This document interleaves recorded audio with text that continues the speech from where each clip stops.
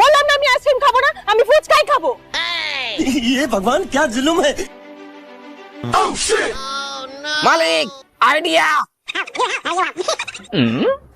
চলো আজকে যত ইচ্ছা ফুচকা খাবে।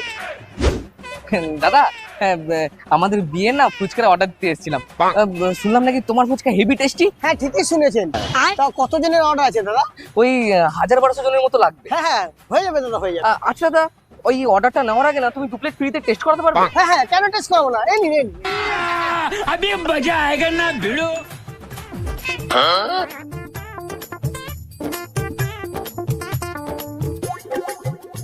খুব ভালো হয়েছে।